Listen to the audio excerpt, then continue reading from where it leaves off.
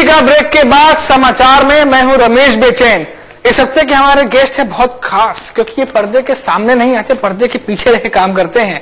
जी हाँ, ऐसा काम ही कुछ बहुत रिस्की है।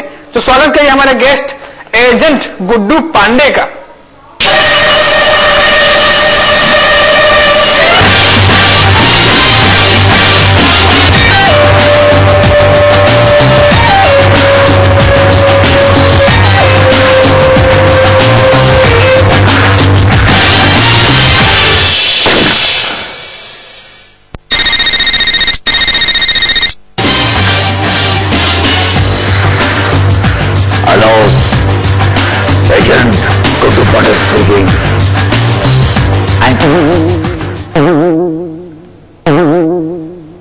अरे भाई, हम राशन कार्ड के एजेंट नहीं है, हम हैं private detective agent Guddu Pandey. रखो फोन, राशन कार्ड बनवाना, ये जेल के बचाओ। रखो फोन। मुझे लगता है कि मेरे दुश्मन मेरी लोकेशन ट्रेस करने के लिए ये झूठे फोन कर रहा है। स्वागत है सर।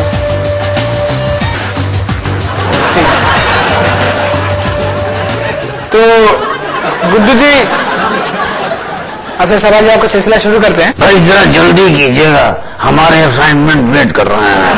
ये नहीं, यहाँ कैसे पहुंचे? पैदल आए, पीछा करते करते एक टैक्सी में शक हो गया था मुझे, और उस टैक्सी का पीछा लगा लिया कि पीछे भागते भागते आया हूँ। हालांकि बाद में खाली नहीं हूँ क्योंकि मुझे आना था ना, इसीलिए मैं जब कहीं जाता हूँ तो मैं टैक्सी का पीछा करता हूँ।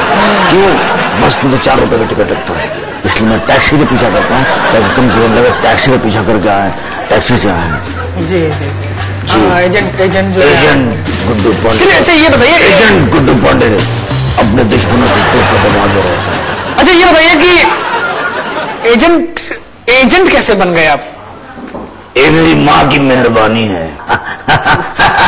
मेरी माँ ने मुझसे कहा था बचपन में कि बेटा चौकन्ना रहा करो। मैं चौकन्ना रहता हूँ। उन्होंने मुझसे कहा था बेटा अपने कान खुले रखा करो। मैं अपने कान खुले रखता हूँ, और उसी चक्कर में मैं न जाने कितनी आंटियों की बातें सुनी और अपनी माँ को बताई। बाद में माँ ने कई झगड़े लगाए, मोहल्ले में बड़े फसाद कराए मेरी माँ ने, और मुझे हर झगड़े पर ठन्नी इनाम में दी। और उसकी बात सुनी एजेंट दुश्मन से 2 कदम आगे रहता हूँ, क्योंकि दुश्मन बहुत समझदार है।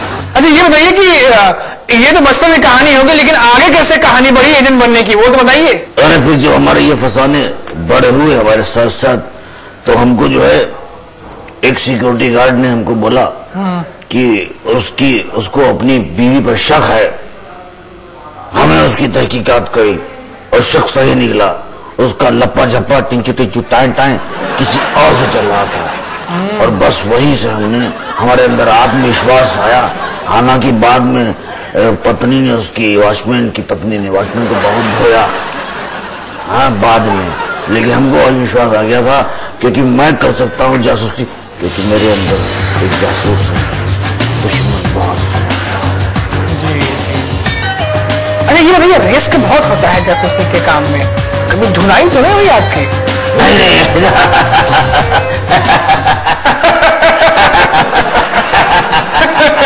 अरे ऐसा कभी नहीं हुआ, वैसे ये दाढ़ तो मुझे निकलवानी थी। अच्छा ये बताइए कि अब तक जितने भी आपने केस हल किए हैं, उसमें सबसे बड़ा केस आपके लिए कौन सा था? एक केस भाई बड़ा भारी निकला, उसमें दुश्मन मुझसे 2 कदम आगे निकला। अब मुझे अपने गुड्डू पांडे पर होने पर शक हो गया। शक तो करना हमारा पेशा है जी। कभी कभी तो मुझे शक पर भी शक होता है। तो हमको एक किसी ने सुपारी दी, असाइनमेंट दी कि हमें अपनी गर्लफ्रेंड पर शक है कि वो किसी और से प्यार करती है। मैंने कहा ठीक है, लाओ मैं केस लेता हूं और मैं करूंगा इसकी तफ्तीश। और मैंने पीछा किया और मैंने कमरे में रंगे हाथों पकड़ लिया, लेकिन जब लड़की ने फेस घुमाया तो हमारे पैरों के नीचे से जमीन निकल गई। क्यों? और हमारी गर्लफ्रेंड थी वो। क्या बात कर रहे हैं? वो मेरी गर्लफ्रेंड थी। उसके बाद से मैंने ये लव अफेयर के असाइनमेंट लेने बंद कर दिए। जी क्या फायदा जब अपने घर की पोल खुल जाए ऐसी जासूसी से, क्या फायदा, सच है ना। इसलिए विनोद को भी ये समझना चाहिए कि ऐसे केस ना लें कि उनका अपना जो है घर जो है उसमें आ जाए, मुश्किल में आ जाए। जी शायद इसी यही वजह है कि अभी तक आपने शादी नहीं की। अच्छा ये बताइए, आपकी ये आंखों का क्या हिसाब किताब है? मैं बहुत जैसे देख रहा हूँ एक दूसरे से टकरा रही है। हम जासूस हैं गुड्डू पांडे, हमारे हर चीज शक करती है। मेरी दाईं आंख बाईं आंख को शक करती है, बाईं आंख दाईं आंख को शक करती है, तो इसलिए दूसरे को क्रॉस चेक करते रहते हैं। ये क्या कर रही है, ये क्या कर रही है, ये क्या कर रही है, ये क्या कर रही है। काफी पहुंचे हुए जासूस हैं। इसीलिए तो हम दुश्मनों से 2 कदम आगे रहते हैं। दुश्मन बहुत खतरनाक है। अच्छा एजेंट गुड्डू जी, ये बताइए मुझे कि जासूसी तो खैर ठीक है, काफी रिस्की है, लेकिन जासूसी करते समय सबसे ज्यादा मुश्किल हालात कब पैदा होते हैं? क्या हुआ, मैंने कुछ गलत पूछा? भाई हम तो आपने हमको बहुत पुराना किस्सा याद दिला दिया और हमारी आंख में आंसू ला दिए। अरे हम पीछा कर रहे थे एक केस का और हमने भिखारियों का गेटअप लिया हुआ था। अब भाई हमें देख के जो कुत्ते दौड़े, हर तरफ से काटा और कुछ नहीं छोड़ा। वे 14 इंजेक्शन पेट में लगे। बड़े बार दिल में आया कि मेरी माँ मेरे सामने होती, उनसे कहते हैं मुझे कहाँ फंसा दिया, पड़ोसियों की जासूसी करवा के मुझे क्यों एजेंट बनाया। लेकिन बाद में एजेंट 007 मिलने आए, उन्हें लगा कि एक जो है जासूस अपनी फर्ज को अंजाम देने में घायल हुआ है, कुत्ते ने काटा है। मिलने आए थे वो। अरे भाई बड़े बहुत बिजी रहते हैं, हम फोन बहुत आते हैं, अभी तो कोई ना कोई केस होगा। हाँ आज ये गुड्डू पांडे एजेंट बोल रहा है, क्या बात कर रहे हैं? अरे नहीं भाई, नहीं हम लाइसेंस नहीं बनवाते हैं, लाइसेंस के एजेंट नहीं है, आरटी एजेंट नहीं है, हम है प्राइवेट डिटेक्टिव। अच्छा ये बताइए, अभी कुछ आप अभी कौन सा केस हल कर रहे हैं आप? अभी तो हम एजेंट विनोद पांडे की तहकीकात कर रहे हैं। अच्छा, सैफ अली खान आए थे हमारे नाम से इंस्पायर होकर, उन्होंने फिल्म बनाई है एजेंट विनोद।